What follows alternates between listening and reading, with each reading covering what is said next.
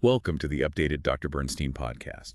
Please check the description for the original sources, and all content is general in nature and should not be considered medical advice. Today, we're diving into the world of ketogenic diets for type 1 diabetes, Okay. a topic that's generating quite a buzz lately. Right. You've given us a really interesting mix of Dr. Bernstein's thoughts from his Diabetes University lectures Yeah. and some recent research articles from PubMed. Mm. So is there really something to this keto craze, or is it all just hype? Well, like with most things in nutrition and health, it's rarely black and white. There's nuance here for sure. Okay, so let's unpack that nuance. Alright. What I found interesting is Dr. Bernstein's almost amused skepticism about keto for type 1 diabetes. It's like he sees right through the hype. Absolutely. One of Dr. Bernstein's big points is that focusing solely on ketones kind of misses the forest for the trees. Okay. He's not wrong when he says ketones are just a natural byproduct of fat metabolism. We see them in starvation, sure, but they're also present when diabetes is well managed. Right, so it's not about chasing ketones for the sake of it. It's about what those ketones represent in terms of your overall metabolic control. And that's where context becomes so important. Exactly. And speaking of context, remember his point about the American Diabetes Association diet being ketogenic in the worst way possible. Oh, yeah. High blood sugar leading to ketoacidosis, definitely not the kind of keto anyone's aiming for. It highlights that a diet isn't inherently good or bad just because it produces ketones.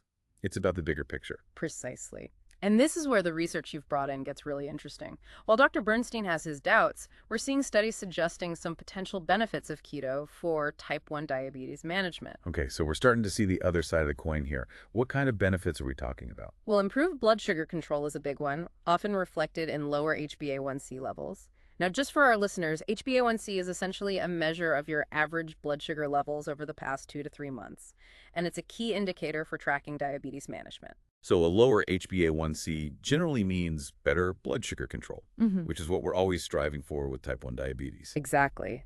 And beyond blood sugar, some studies are also pointing to potential benefits like reduced insulin needs and even weight management, both of which are incredibly relevant for someone with type 1. That makes sense. Are there any studies that really illustrate these potential benefits? There's a 2023 case report by Gardeman and colleagues that caught my eye.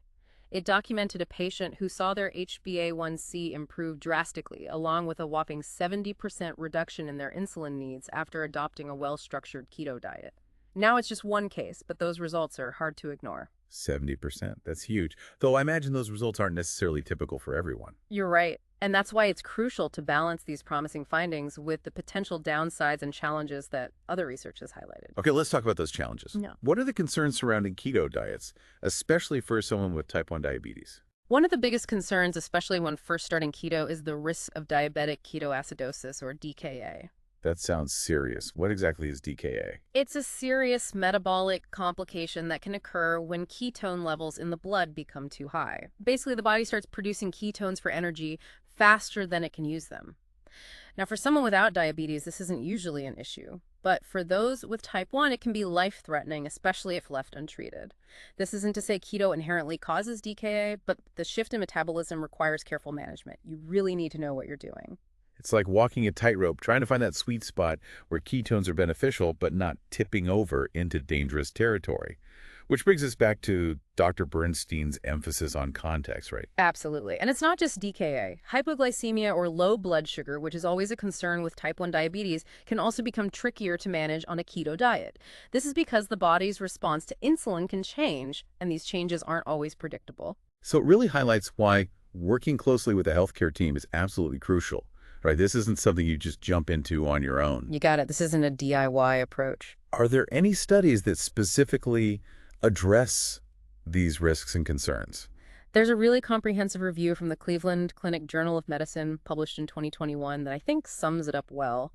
They acknowledge the potential benefits of keto for type 1 diabetes, but stress the importance of caution, especially due to the risks involved. They make a strong case for individualized guidance and close monitoring by your healthcare team. So we're seeing this theme emerge, aren't we? It's not a one-size-fits-all approach. Not at all. And that's what makes this whole discussion so fascinating. We've got Dr. Bernstein, who's understandably cautious, and then this body of research that's revealing both potential benefits and risks. It feels like we're starting to see a pattern here, right? A bit of a push and pull between different perspectives.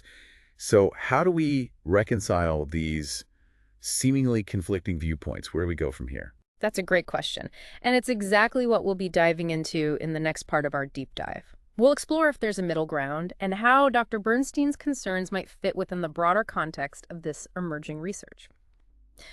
So we're back and ready to delve deeper into this whole keto conundrum, exploring where those contrasting viewpoints might intersect. Exactly. We left off talking about how the research shows both promise and potential pitfalls when it comes to keto for type 1 diabetes. It feels like we need to find that middle ground, that sweet spot where we can appreciate the potential while respecting the complexities. And I think that's where Dr. Bernstein's perspective, with its emphasis on context, becomes even more relevant. Okay. Remember, he's not completely dismissing the idea that keto could be helpful. His concern is more about the oversimplification of it all, the idea that ketones are some kind of magic cure-all. Right. It's not about chasing ketones for the sake of it. It's about understanding what those ketones represent in the larger context of your individual metabolic health. Precisely. And when we look at the research through that lens, I think we start to see a more nuanced picture emerge. A ketogenic diet isn't inherently good or bad for type 1 diabetes. It can be a tool, and potentially a powerful one. But it needs to be used strategically and with a deep understanding of both its potential and its limitations. So it becomes less about blanket statements like keto is good or keto is bad, and more about personalized medicine, right? Yeah, Figuring out if this approach aligns with your individual needs and goals. exactly. And that's where having a knowledgeable healthcare team in your corner becomes absolutely essential. Yeah. If you're considering a keto diet, a healthcare professional who understands the nuances of type 1 diabetes can help you weigh those potential benefits against the risks and guide you toward a decision that feels right for you. They can also help monitor your blood sugar, adjust your insulin dosages as needed, and watch out for any potential complications. It's about having that personalized support system, especially when you're navigating something as complex as a dietary change with type 1 diabetes. Absolutely. And I think that's a key takeaway for our listeners. This deep dive isn't about telling anyone whether or not a ketogenic diet is right for them. It's about empowering you with information so you can have informed conversations with your healthcare providers.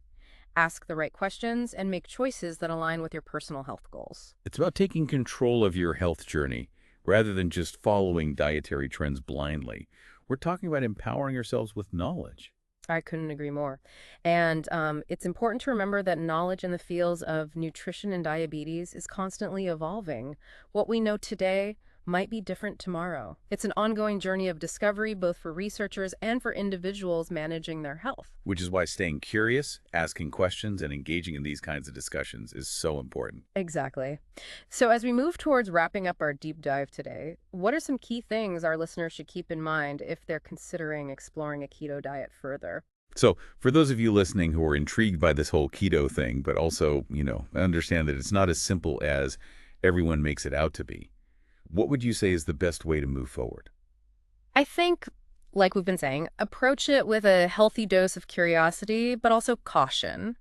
Don't be swayed by the hype. Don't be swayed by those miracle claims. Okay. And be wary of anyone who's presenting this as a one-size-fits-all solution. Right. Well, Dr. Bernstein is always saying, don't be a patsy. Exactly. Yeah. So no blindly following the latest trends. Right. Do your research.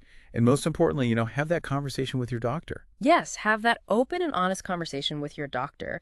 Gather that information from, credible sources, and then work with a healthcare provider who really understands, your individual needs and the nuances of this type of diet in the context of type 1 diabetes. Yeah, finding that balance. And I feel like that's what we keep coming back to, Right. like being open to exploring new approaches, but also being mindful of potential downsides and listening to your body. Yeah. And I think that's an important theme that's kind of emerged from this whole deep dive. It's not one size fits all.